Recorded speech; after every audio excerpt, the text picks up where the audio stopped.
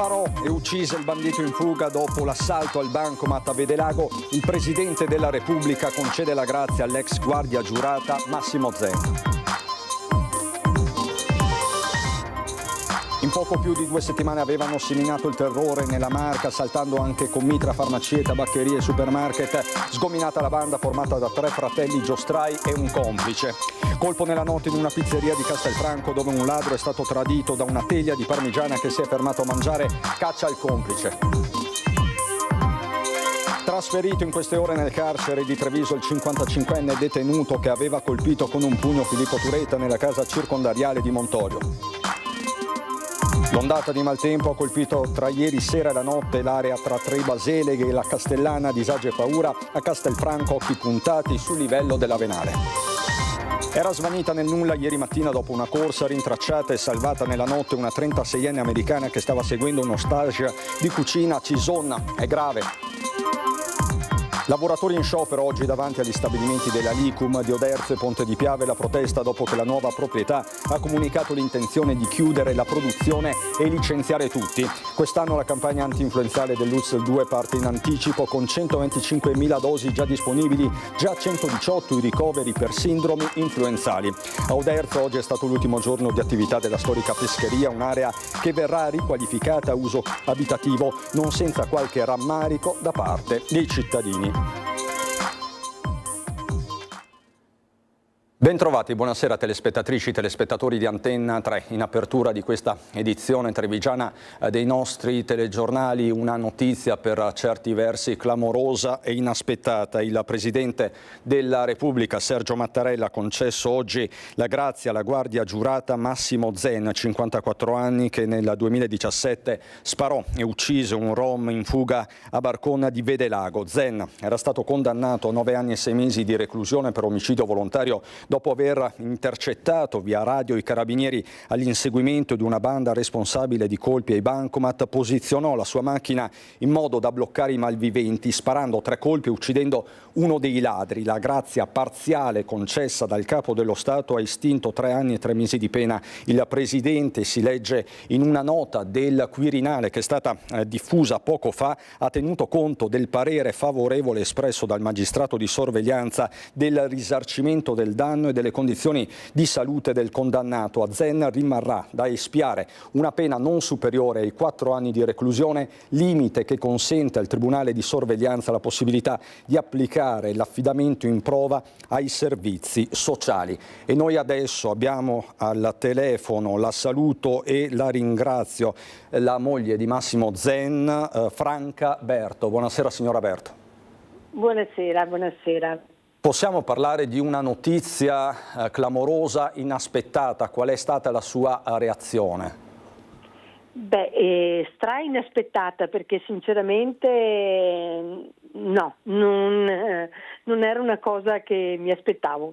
Oggi non me l'aspettavo, domani non me l'aspettavo neanche fra un mese. La speravo, ma non me l'aspettavo. Quindi sono non felice, di più. Siamo tutti felici, sono bombardata dalle telefonate degli amici in questo momento che sono tutti con Massimo, sono tutti commossi, tutti felici di rivederlo, di poterlo riabbracciare. C'è stata una vera e propria mobilitazione in questi anni a favore, a sostegno di Massimo Zen. Si sente magari di ringraziare le persone che l'hanno sempre supportata, sostenuta nella sua battaglia? Beh, come minimo devo ringraziarle perché se non eravamo tutti coesi per l'unico scopo che era quello di portare a casa Massimo, anche Massimo stesso sarebbe crollato. Quindi un grazie a tutti per quello che avete fatto perché siamo sopravvissuti anche grazie a quello. E signora Berto, l'ultima volta che ha sentito Massimo, suo marito? Oggi alle 2 perché mi ha chiamato, che è il nostro anniversario, per farmi gli auguri all'anniversario.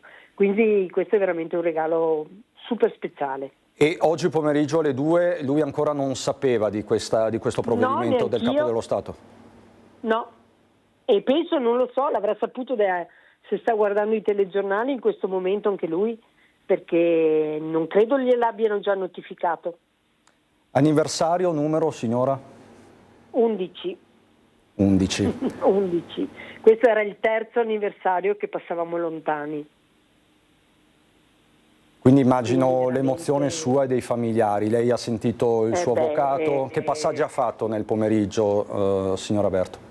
Beh, io l'ho saputo alle 6 dall'avvocato, che stava lui tornando da Roma.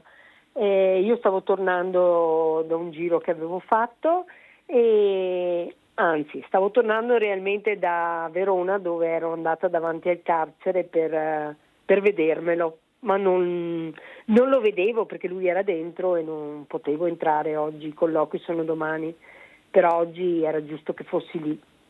Quindi lei era lì per una questione di vicinanza, diciamo così, fisica, voleva festeggiare questo 11° anniversario e non sapeva ancora di questa decisione del Colle. No, non lo sapevo. Quindi che serata trascorrerà questa sera? Con quale stato d'animo? Non so se riuscirò a dormire dalla gioia. A parte che sono subissata da messaggi di tutti gli amici, cioè veramente sono tutti non felici, di più. Signora Berto, la lascio a tutti questi messaggi, a questa ondata di affetto. Grazie. Grazie a lei, buona serata, grazie. Così dunque questa la reazione, le emozioni a caldo della moglie di Massimo Zen. La stessa signora Berto, lo avete sentito, ha definito inattesa, inaspettata questa decisione del Quirinale. Ma noi andiamo avanti con la cronaca. 3 fratelli Garbin e un quarto complice, Donovan Locato, arrestata la banda che a gennaio aveva compiuto violente rapine in tabaccherie e supermercati tra Ponzano, Altivole, Villorba e Treviso. Un mese difficilissimo per la marca trevigiana. Nelle scorse ore l'epilogo ci racconta tutto Lina Paronetto.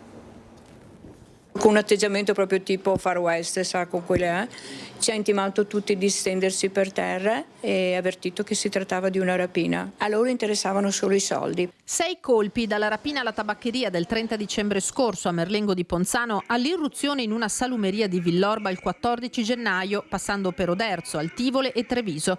I carabinieri della compagnia di Conegliano hanno sgominato una banda di giostrai composta da 3 fratelli Garbin di 29, 34 e 42 anni e dal loro complice il 36enne Donovan Locato, che tra fine 2024 e inizio 2025 era diventata l'incubo dei commercianti della marca e dei loro clienti. Volevano le chiavi della cassa e puntandomi la pistola alla tempia. In quel momento volevo anche reagire, di dire verità, però c'era sempre lei come ostaggio, cioè non mi sono sentito di reagire. Al CRAI di Altivoli si erano presentati con un Kalashnikov che tuttavia non è stato rinvenuto nel corso delle perquisizioni, e poi la tabaccheria di Piavon e 2 supermercati Prix. Il loro modus operandi li ha traditi. Utilizzavano una macchina rubata solitamente nell'ambito della giornata, che poi scortavano con delle macchine pulite che lasciavano a poca distanza dagli obiettivi. Quindi una volta commessi i reati lasciavano la macchina rubata, riprendevano le proprie auto, e questo ci ha consentito appunto di tracciare un po' i loro movimenti e comprendere anche quello che era il loro modus operandi. Le ordinanze di custodia cautelare, 3 in carcere e 1 ai domiciliari, a carico dei 4 giostrai, sono state eseguite nelle scorse ore. Il 29enne e il 33enne si trovavano già in cella. Nel 31 luglio abbiamo proceduto alla esecuzione di 2 misure cautelari, sempre per 2 rapine commesse ad Altivole e a Paese, a 2 farmacie con le medesime modalità. Rapina aggravata e porto abusivo e detenzione di armi le ipotesi di reato a carico della banda, ma anche un episodio di incendio doloso di una Porsche Cayenne rubata a Boara Pisani, in provincia di Rovigo, utilizzata per più rapine. Una volta che hanno capito che eravamo sulle loro tracce, per dissimulare, per cancellare le tracce della loro presenza e per evitare che se arrivassimo a loro, hanno bruciato la macchina. Uno dei 4 ha cercato di scampare all'arresto nascondendosi sotto il letto all'arrivo dei militari. Nomi già ampiamente noti alle cronache, quelle dei Garbin, così come Locato, figliastro di Alex Lucchesi, il 54enne che a febbraio in una gelateria di Chiarano aveva sparato al genero ferendolo. L'arma utilizzata era stata successivamente trovata proprio in possesso di Locato. Ancora per la cronaca, colpo nella notte in una pizzeria di Castelfranco Veneto, dove un ladro è stato tradito da una teglia di parmigiana.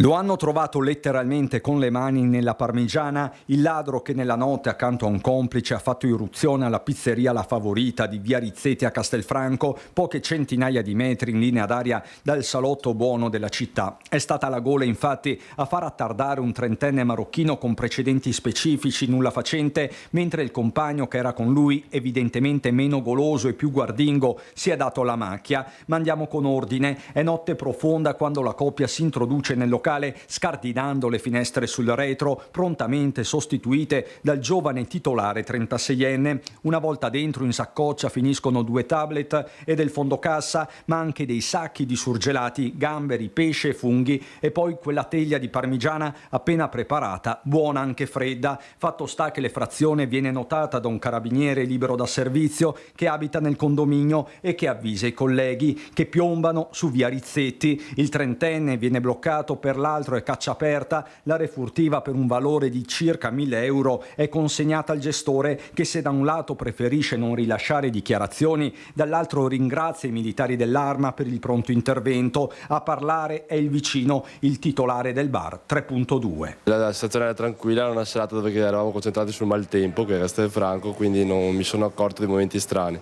So che in zona ci sono ritrovi di persone, so che ci sono di problematiche in zona, di persone che girano e fanno un po' di confusione, diciamo. Hanno approfittato comunque di una Castelfranco semivuota o in allerta per fare questo colpo. Sicuramente bisogna aumentare un po' le misure cautelari delle forze dell'ordine per rafforzare un po' il sistema. Più controlli o azioni mirate dove si sa che ci sono già delle situazioni pericolose, diciamo. Quanto agli appetiti, se davvero la questione fosse solo la gola o peggio la fame, Alessandro non si tira indietro e non manca di ironia. Se le persone sono così, hanno bisogno di un piatto più pronto, noi siamo sempre stati disponibili a offrirglielo anche come gestori locali, non siamo mai stati dritti e precisi, quindi c'è disponibilità da parte nostra che aiutare la socialità di Castelfranco, non serve fare certe cose per ottenere qualcosa. Copione simile per certi versi a Treviso, scoperti a rubare una cassa cambia moneta al negozio di ortofrutta Fresco di Viale 4 novembre nel capoluogo della Marca. Nella notte un uomo e una donna, entrambi quarantenni, sono stati sorpresi dai carabinieri e denunciati a piede libero per tentato furto e possesso di oggetti da scasso. L'episodio nella notte, poco dopo l'1, la pattuglia dell'Arma ha notato un'auto, un Alfa Romeo, parcheggiata in posizione defilata e una persona che vi stava caricando la cassa automatica appena sottratta nel negozio. Entrambi hanno precedenti per furto. Le indagini proseguiranno per verificare se siano coinvolti in altri colpi simili avvenuti nella zona a Treviso e dintorni.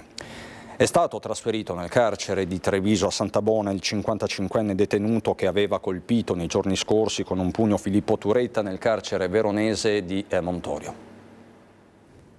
È arrivato in queste ore nel carcere di Santabona il 55enne responsabile dell'aggressione a Filippo Turetta, colpito con un pugno al volto durante l'ora d'aria nel penitenziario di Montorio Veronese lo scorso fine agosto. Il 55enne avrebbe espresso alcuni giorni prima il suo disappunto per la presenza di Turetta fra i detenuti della sua sezione.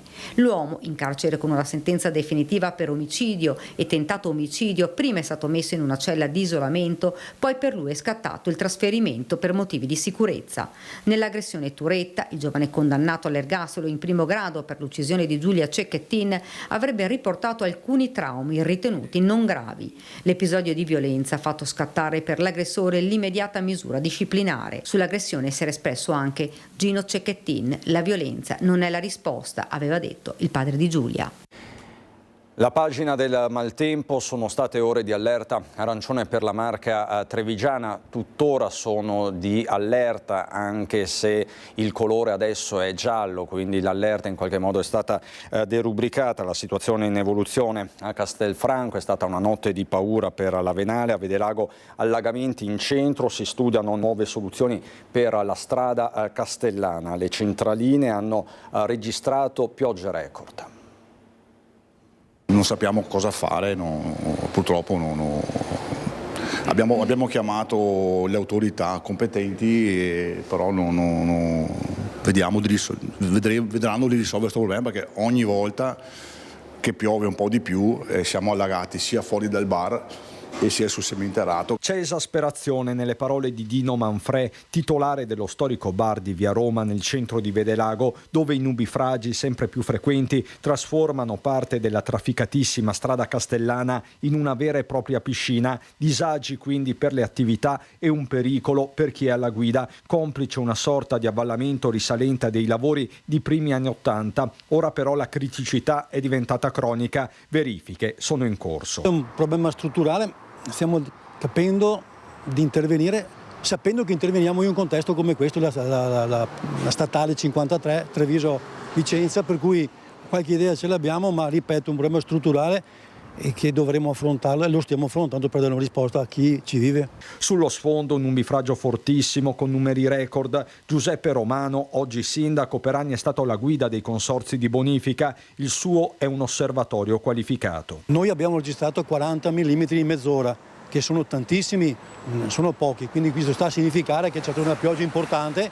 Fortunatamente siamo in un territorio tutto sommato che non ha grossissimi problemi idraulici, però in altri contesti avrebbe creato molti più problemi. Pioggia e vento hanno sferzato buona parte della Castellana, da Vallà di Riese alla stessa città del Giorgione, dove nelle ore dell'allerta arancione l'Avenale è tornato osservato speciale. È stata una precipitazione importante perché sono caduti 47 mm d'acqua, poi la perturbazione si è un po' spostata e siamo scesi a un totale di 87 entro le 24. Quell'ora lì comunque ha mandato un po' in allerta il sistema, perché l'Avenale nel corso di un'ora ha superato la seconda soglia di sicurezza, ormai batteva sotto il ponte. Attivato quindi il COC e nei punti sensibili sono state installate le paratie che dal 2024, annus horribilis per Castelfranco, fanno ormai parte del paesaggio. Il primo stress test, così lo chiama Marcon, è stato superato. E anche il lavoro di maggior deflusso dell'acqua dal fossato verso il Muson, che fortunatamente era basso e aveva capacità ricettiva, ha dato dei risultati. Per il resto, in Castellana come altrove, il dibattito sul clima è aperto. Finisce un'emergenza, ne inizia subito un'altra. Ormai dobbiamo abituarci a queste cose. Una volta succedeva un po' più raramente, adesso un po' più spesso. Per me è esagerato perché pioveva anche una volta. È andata peggio, molto peggio nel territorio limitrofo dell'Alta Padovana, in particolare a Trebaseleghe. La foto dei vigili del fuoco che portano in salvo la mamma rimasta incastrata con il neonato all'interno dell'auto è l'immagine simbolo di quanto accaduto ieri sera a Trebaseleghe. 120 mm di pioggia caduti in poco tempo, una vera e propria bomba d'acqua che si è abbattuta sul paese dell'Alta Padovana, provocando allagamenti di strade, abitazioni e scantinati. L'acqua è entrata anche nei locali comunali e nella scuola. Dalle 8:30 di ieri sera purtroppo è caduta tantissima acqua su Trebaseleghe e Noale, su questa fascia, soprattutto sul centro del nostro paese, cosa che non era mai successa. Abbiamo dovuto chiudere le strade principali del paese perché erano completamente sott'acqua e non percorribili. Dalle 10 in poi sono arrivate la Protezione Civile e i Vigili del Fuoco oltre 50 segnalazioni e per tutta la notte hanno lavorato incessantemente per sistemare le cose, per mettere in sicurezza le abitazioni e gli scantinati. I volontari della Protezione Civile sono usciti in 3 squadre e anche i Vigili del Fuoco sono arrivati da Cittadella, Castelfranco, Borgoricco e ci hanno aiutato per tutta la notte fino alle 7:30 di questa mattina. È stata una notte di paura. In municipio, per far fronte all'emergenza, è stato aperto il COC. Le squadre dei Vigili del Fuoco e la Protezione Civile hanno lavorato per molte ore per pompare l'acqua fuori dai piani interrati.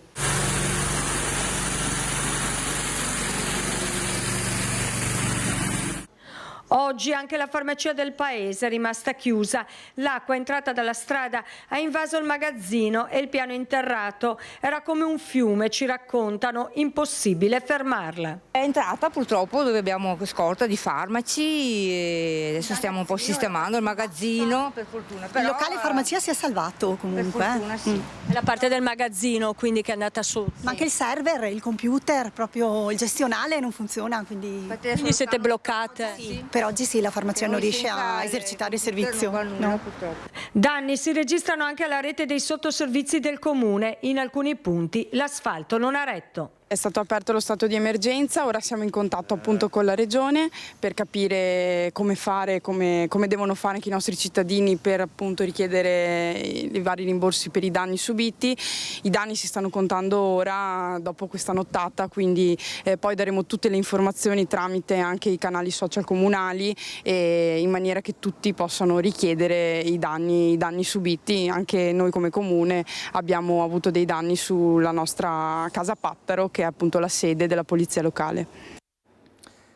Conta dei danni quindi in corso dalla Castellana all'Alta Padovana, ma resta, come vi dicevo, l'allerta gialla, non più arancione ma gialla, così per le prossime ore. Nuovi rovesci e temporali sparsi in spostamento da ovest, sud-ovest a est, nord-est, con possibili fenomeni localmente anche intensi. Resta quindi l'allerta gialla diramata dalla Protezione Civile regionale. Caduta in una dirupo è stata salvata una 36enne americana dispersa da ieri a Cison di Valmarino. Era andata a fare una corsa come ogni mattina Anne Elizabeth McKay, 36enne americana, che sta seguendo uno stage di cucina a Cison di Valmarino. Doveva rientrare nella struttura, ma di lei si sono perse le tracce. La sera è scattato l'allarme. Il soccorso alpino delle Prealpi Trevigiane ha fissato il campo base nella propria sede e assieme ai vigili del fuoco sono state analizzate le informazioni. Grazie all'attività di ricerca del soccorso alpino della Guardia di Finanza per l'aggancio dell'ultima cella telefonica attiva, la donna è stata localizzata all'alba. La 36enne era ruzzolata per una cinquantina di metri tra la vegetazione e i salti di roccia già al mattino. I soccorritori sono scesi da lei attrezzando una corda fissa per agevolare gli spostamenti. Subito assistita, ha riportato un trauma al volto con difficoltà a vedere da un occhio, traumi al bacino e ad una gamba, e manifestava i sintomi dell'ipotermia avendo passato lunghe ore sotto la pioggia.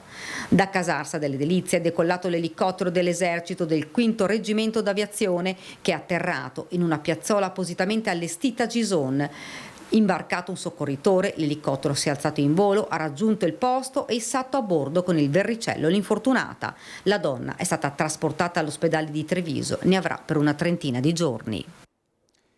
Incidente questa mattina tra un bus della MOM e una corriera TVO. È accaduto alle 7:45 nei pressi della stazione di Oderzo. I due mezzi sono entrati in collisione, nessuna persona è rimasta fortunatamente ferita. Strada bloccata per alcuni minuti per permettere lo spostamento dei mezzi. Qualche disagio agli studenti che sono arrivati tardi alle lezioni. Segnalazione con immagini, quelle che vedete, ci sono arrivate da un telespettatore, Elia Bernardi.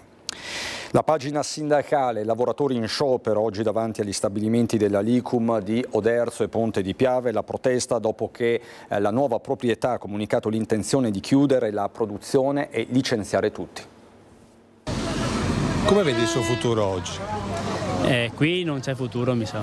Perché l'esperienza degli ultimi mesi in cui siamo stati, posso dirlo bellamente, presi in giro, illusi, con promesse non mantenute, cose non dette. Il suo futuro lo vede qui oppure? Assolutamente no, qui non c'è nessun futuro. Sono 2 dei 95 dipendenti della Licum destinati al licenziamento.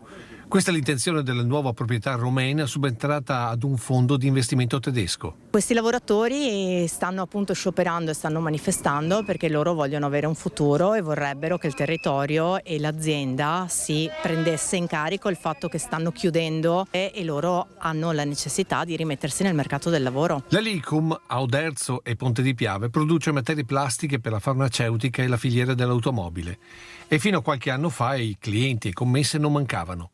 Poi tutto ha iniziato a peggiorare fino all'uscita di scena del fondo proprietario e l'entrata di quelle che molti giudicano una scatola vuota.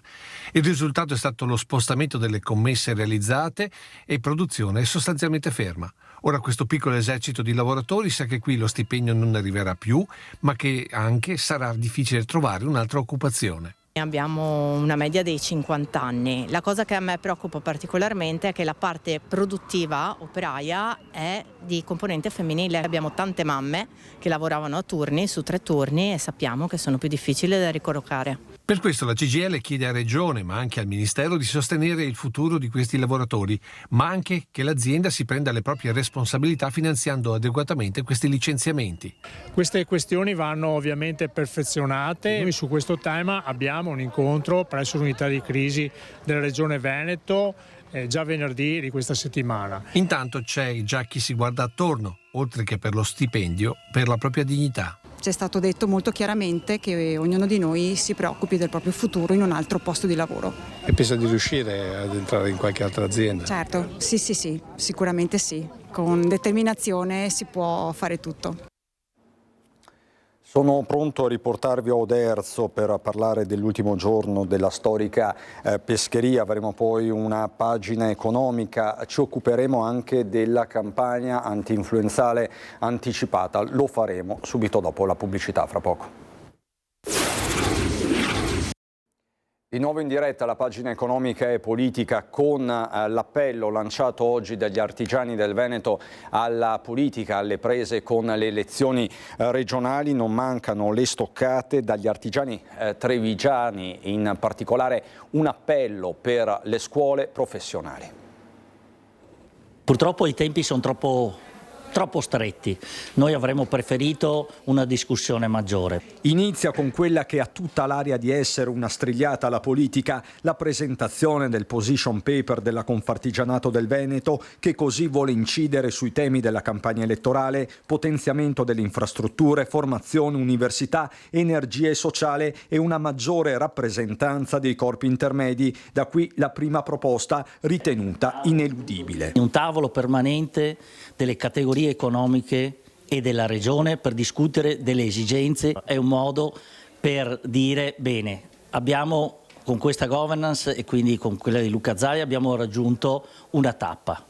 Adesso da qua in avanti, considerando la situazione economica e le esigenze, c'è bisogno di cosa? Noi l'abbiamo elencato tutto e questo elenco corrisponde a un salto. Un cambio di passo dunque, con le istituzioni regionali chiamate a fare di più. Ogni territorio ha le proprie specificità. Le specifiche padovane sono note, sono dalla viabilità del capoluogo alla viabilità però soprattutto della provincia, che non va dimenticata, che ha grosse difficoltà nelle infrastrutture. Sicuramente il tema della Valdastico è un tema che è trattato già da parecchi anni e noi continuiamo a spingere perché sarebbe uno sbocco importante per tutte quelle aziende che lavorano con il Nord Europa. Auspicabile da parte nostra che ci sia un assessorato alla montagna per un dialogo costante, proficuo e privilegiato tra la montagna e la regione. Trasversale quanto urgente il tema della manodopera e del rapporto con i giovani. Più attenzione alle scuole professionali e là sì 2 soldini in più, perché siamo decisamente sotto la media di investimenti che fa ad esempio Lombardia e dell'Emilia Romagna. Quindi investire nelle scuole professionali vuol dire formare delle figure che potrebbero essere a beneficio delle nostre imprese. E a proposito di regionali, il centrodestra c'è attesa per il vertice romano sul nome del candidato, ma anche la scelta finale potrebbe non ridurre la tensione tra Lega e Fratelli d'Italia, fatta di frecciate, controrepliche continue, una vera e propria guerra di trincea. Se noi avessimo corso da soli con la Lega e la lista Zaia, insomma, potevamo essere anche autonomi ed indipendenti, ecco, questo detta per essere stati molto chiari. Stiamo facendo un sacrificio in nome della coalizione con cui governiamo anche a Roma, ecco. Ma in Veneto questo per noi insomma è un sacrificio. A poche ore forse, ma non è certo, dalla resa dei conti sul nome del candidato, la situazione nel centrodestra è questa e viene da chiedersi se anche dopo che la scelta sarà fatta lo stato di tensione cambierà. Difficile perché quando sarà svelato il giallo l'una o l'altra parte sarà comunque rimasta scottata e con tali premesse si avvierà una campagna elettorale a rischio schizofrenia. Sandonaring parla di sacrificio del carroccio a restare uniti. Claudio Borgia mantiene l'aplomb ma a denti strettissimi. Dovremmo fare una campagna elettorale insieme, quindi non credo che sia il caso di continuare a polemizzare o ad alzare il livello. Cerchiamo di evitare di polemizzare ancora di più, perché tra qualche settimana dovremo tutti correre uniti per lo stesso Presidente, perché lo dobbiamo dire ai veneti che sarà impossibile che il centrodestra si romperà, perché dobbiamo avere il coraggio di dirlo. Tutti uniti sì, ma Lega e Fratelli d'Italia sembrano essere come quelle rette parallele che non si incontrano mai, tantomeno sul nome del candidato. Sentire per credere il leader regionale dei meloniani. Spesso, e non crediate sia facile, anch'io nei contesti del mio partito, un partito che oggi rappresenta quasi un Veneto su 4, ho delle pressioni perché non tutti sono disposti ad accettare supinamente una pseudo decisione come quella che qualcuno andrebbe raccontando. Intanto, manco a farlo apposta, arriva il capogruppo del Carroccio in regione che, forte del manifesto di Zaia fresco di poche ore, lancia la riscossa. In questi mesi c'era chi esultava ancora prima di aver giocato la partita, e tra questi penso che molti oggi abbiano avuto un cattivo risveglio. La Lega è pronta a giocare la prossima battaglia e non ha nessuna voglia di arrendersi, mettendo in campo il suo asso principale, che si chiama Luca Zaia.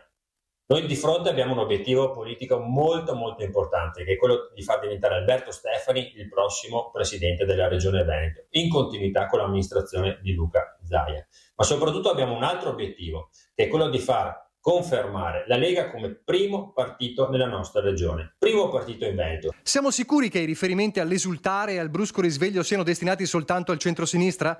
Saremmo propensi a dire di no.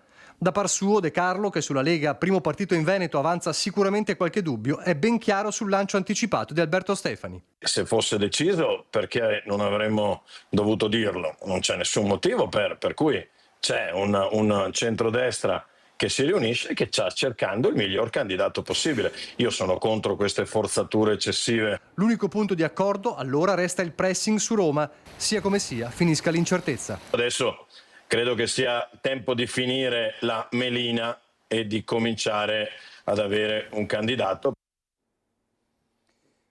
Mancano 2 mesi esatti alle elezioni, poco o meno, mentre il candidato del centrosinistra Giovanni Manildo, ospite a Focus TG, ospite del nostro direttore Luigi Baccialli, ha parlato di sicurezza, furti, rapine, truffe, ve le raccontiamo ogni giorno, anche questa sera, sono un'emergenza che va risolta, dice Manildo. Auspico che il tema della sicurezza non venga trattato come slogan, come argomento da campagna elettorale per prendere dei voti sul sogno, sul dire io ti garantisco la sicurezza. Noi dobbiamo fare con i vari livelli di governo delle azioni molto forti. Il tema della sicurezza non è né di destra né di sinistra e non va utilizzato per accaparrarsi voti, perché il territorio è di fronte a un'emergenza che va affrontata strutturalmente. Ospite a Focus TG del direttore di Media Nord-Est Luigi Baccialli, Giovanni Manildo, candidato alla presidenza della regione per il centro-sinistra, ha chiari in mente i passaggi da compiere. Sono disponibile a sedermi a un tavolo con tutti gli esponenti del centrodestra. Vanno implementati gli organici delle forze di polizia e questo è il primo punto. Vanno tolti i patti di stabilità dei comuni per l'assunzione di nuovi vigili, vanno adeguate le attrezzature, va fatta un piano di edilizia carceraria per cui ci sia la possibilità che chi viene condannato rimanga e sconti la pena, e bisogna snellire i tempi del processo. Snellire i tempi del processo per arrivare in tempi brevi alla certezza della pena. Questo è il modo per affrontare con serietà un'emergenza, e l'emergenza va affrontata per il bene della nostra comunità, non per l'utilità marginale, prendo più voti io, prendi più voti tu. Dialogo e reciproco rispetto devono costituire un terreno comune di confronto. Chi esce da questi confini, dice Manildo, non fa il bene né della politica né dei cittadini. Non mi sono piaciute in particolare le affermazioni del generale Vannacci a Pontida, ritengo che sia altra cosa rispetto a un a un contributo, a una visione dialettica della politica. Portare avanti con forza le proprie idee è importante in politica, ma non si deve alimentare un clima d'odio. Manildo torna ad auspicare che il centrodestra annunci in tempi rapidi il nome del suo candidato. Passaggio fondamentale l'indizione delle elezioni e la scelta della data. Aiuta la partecipazione, è fondamentale avere la data, così i cittadini si attivano per poter votare e si attivano anche chi vuole concorrere, quindi per la raccolta firme. Penso che più proposta politica c'è, meglio è per i cittadini. I temi della salute: quest'anno la campagna antinfluenzale dell'ULSS 2 Marca Trevigiana parte in anticipo con 125.000 dosi già disponibili e già 118 i ricoveri per sindromi influenzali. Partirà mercoledì 1 ottobre la campagna antinfluenzale dell'ULSS 2 con 125.000 dosi già disponibili, un avvio anticipato rispetto agli anni scorsi, deciso per fronteggiare l'aumento dei ricoveri legati alle sindromi parainfluenzali. Solo a Treviso 118 nelle ultime settimane. Un numero comunque elevato che magari gli altri anni non era così importante.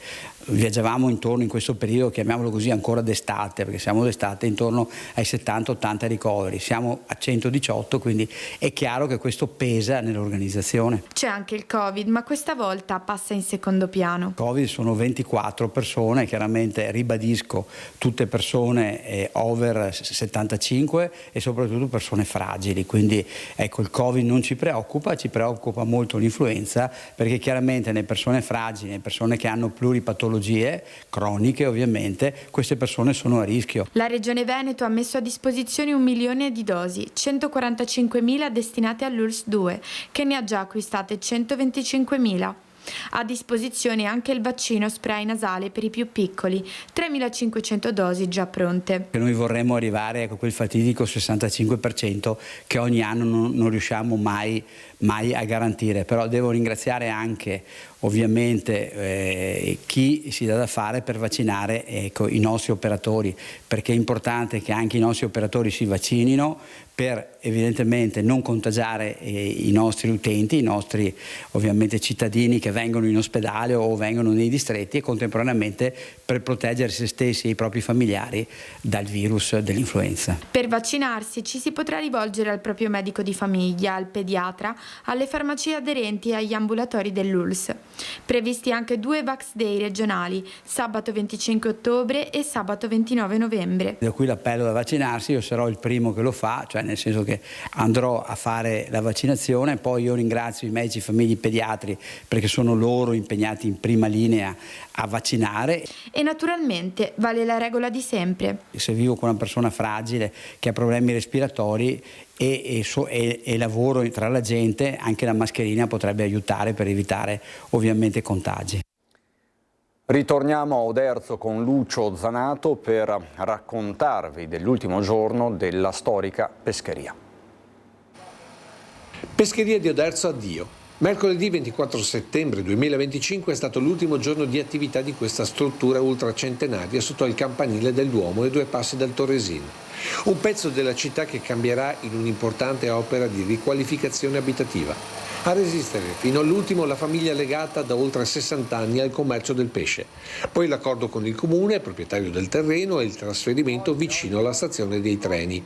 E nell'ultimo giorno tante le emozioni sia di chi ha portato avanti l'attività e chi tra questi banchi è stato cliente. Questa era la storia di Oderzo, perché anche stamattina parlavo con i clienti, erano tutti amareggiati perché dicevano che la pescheria in Oderzo ci deve essere. Noi siamo gli ultimi superstiti del mercato, perché qui una volta c'erano tutte le bancarelle del pesce. Qua, quando c'era anche il mercato del bestiame nel Foro Boario, si iniziava a lavorare alle 4 del mattino e già si vendeva. Non solo pesce, ma già oltre un secolo fa anche frutta e molto altro, in quello che oggi definiremo un centro commerciale. Pescheria è 150 anni che esiste qua in Oderzo. E adesso tutto questo a Oderzo si è perso. Con 150 anni alle spalle c'è chi spera che la riconversione tenga conto della storicità, ma intanto un po' di magone resta. A noi ci dispiace lasciare il mercato perché è vita. Il mercato è vita, la gente viene fuori per fare 2 chiacchiere, per parlare, per confidarsi. Così tra i ricordi di gioventù emergono anche confessioni di amori mai sbocciati. Dico la verità, questo Renzo qua lo conosco da quando ero piccola e lui lo sa, mi chiama amore perché? Siete stati fidanzati anche? Sì, beh, è un amore platonico. Per molti è un rito che non si rinnoverà più. Io vengo da Bensberg, che è vicino a Colonia, e d'inverno sono sempre qua, mi conoscono ormai e mi dispiace tantissimo perché sono proprio affezionata. Testimonianza di come i luoghi siano soprattutto comunità.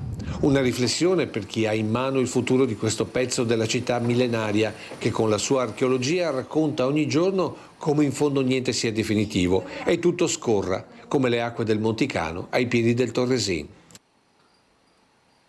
Lo sport, il rugby, tutto pronto per il debutto in United Rugby Championship sabato in trasferta contro il Connacht. Un esordio già importante per il Benetton che lancia la sfida con uno dei suoi nuovi capitani. Sì, Connacht è una squadra forte fisicamente anche. Specialmente nelle fasi statici, mischia, touche, e fuori casa è sempre difficile contro loro, ma siamo pronti e non vedo l'ora per questa sfida.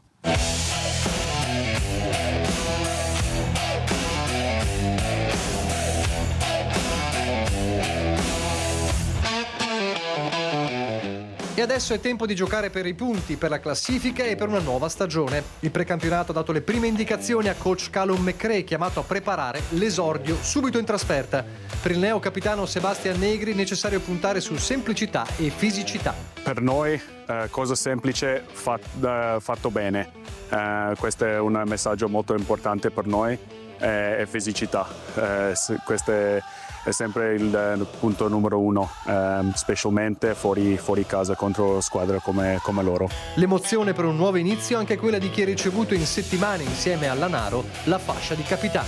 Sono un po' emozionato, ma sì, è un grande onore, ma anche una grande responsabilità. Ma sì, questa club, questa città è molto speciale per me, è la mia seconda famiglia.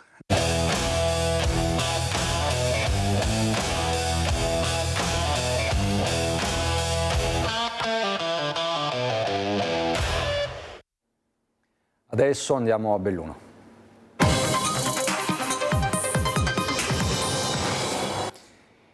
I temi della sicurezza e dell'ordine pubblico in primo piano per la cronaca dal bellunese. Oggi si è presentato il nuovo comandante dei Carabinieri di Belluno.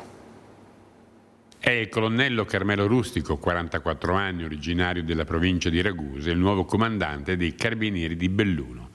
Dopo gli incontri con prefetto e forze dell'ordine, il nuovo comandante si è presentato agli organi di informazione.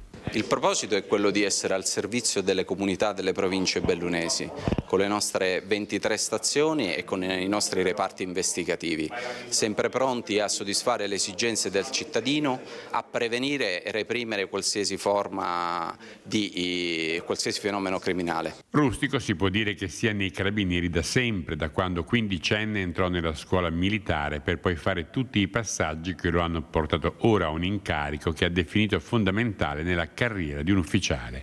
Prima aveva avuto ruoli di comando presso il 12° Reggimento di Sicilia a Palermo, la compagnia di Castellammare di Stabia, quella di Mazara del Vallo e Modena, per poi essere trasferito al Comando Generale dell'Arma dei Carabinieri di Roma, dove si è occupato anche di una delle cose più importanti dell'immediato futuro, le Olimpiadi invernali del 2026.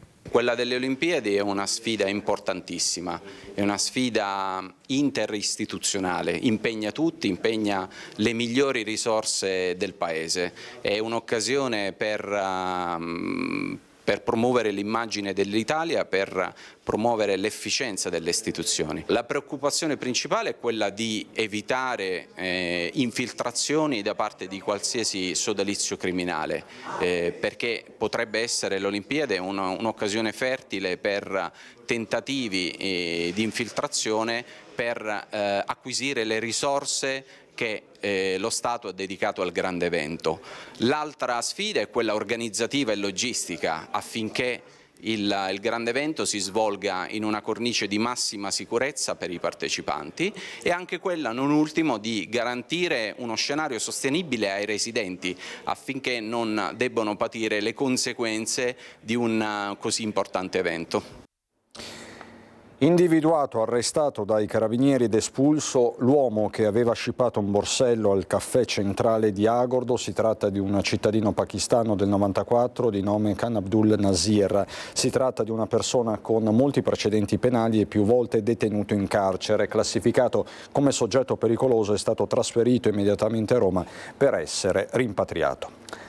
Tragedia nella notte a Belluno in via Agordo. Una donna ha dato l'allarme per il mancato rientro del marito che era uscito di casa in bicicletta. Le ricerche sono scattate verso le 22 e il corpo dell'81enne è stato ritrovato questa mattina verso le 6 grazie alla segnalazione di alcuni passanti che ne hanno avvistato il corpo senza vita. Dai primi accertamenti sembrerebbe che la morte dell'anziano sia riconducibile a un gesto volontario. Voltiamo decisamente pagina. Poco fa lo avete sentito dal nuovo comandante dei Carabinieri, il riferimento alle Olimpiadi, e parliamo proprio di Olimpiadi, viabilità, trasporti pubblici e accessi all'area olimpica. Poco più di 100 giorni dall'inizio dell'evento, incontro tra i sindaci bellunesi e la Fondazione per fare il punto sull'organizzazione logistica. È una macchina organizzativa ancora in pieno movimento, quello che dovrà garantire l'accesso e la mobilità durante le Olimpiadi invernali. A Belluno, confronto tra i sindaci del territorio e la Fondazione Milano Cortina, con un focus sul sistema dei trasporti e sulla gestione del traffico. A illustrare i dettagli il responsabile dell'area mobilità della Fondazione. Obiettivo dichiarato: condividere con le amministrazioni locali lo stato di avanzamento dei lavori e le prime misure concrete in vista dei giochi.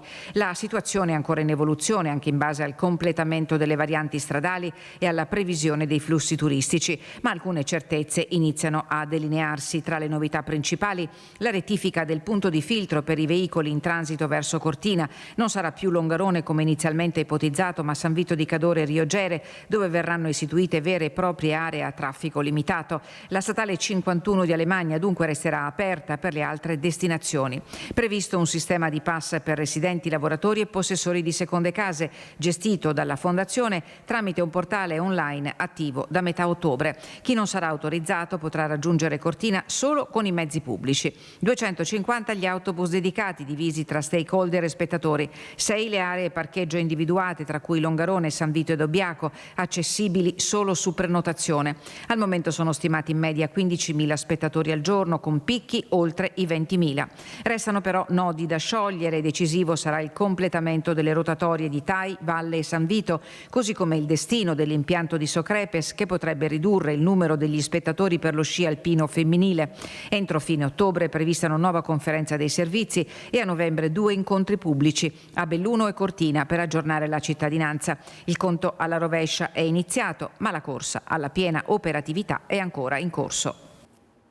Questo dunque il punto aggiornato di Tiziana Bolognani. Per l'agricoltura di montagna invece sono disponibili 18 milioni di euro derivanti dal bando regionale per lo sviluppo rurale. Lo ha annunciato l'assessore Federico Canera dopo l'approvazione della misura per il sostegno delle aziende agricole di montagna.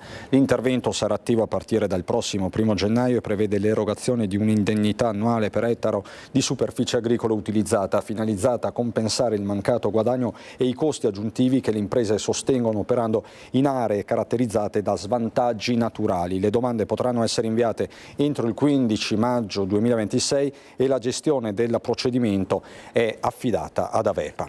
Io in ultimissima battuta vi ricordo la notizia con cui abbiamo aperto il nostro telegiornale, la grazia a Massimo Zen. Il Presidente della Repubblica Sergio Mattarella ha infatti concesso la grazia alla guardia giurata 54enne che nel 2017 sparò e uccise un rom in fuga fuga a Barcon di Vedelago. Zen era stato condannato a 9 anni e 6 mesi di reclusione per omicidio volontario. La grazia parziale concessa dal Capo dello Stato ha estinto 3 anni e 3 mesi di pena. Il Presidente, si legge nella nota del Quirinale, ha tenuto conto del parere favorevole espresso dal magistrato di sorveglianza, dal risarcimento del danno e delle condizioni di salute del condannato. Questa la notizia di queste ore, questa la notizia del giorno. Ci siamo collegati telefonicamente anche con la moglie di Massimo Zen, Franca Berto, che ha parlato di una decisione del tutto inattesa, inaspettata. Ha condiviso con noi la sua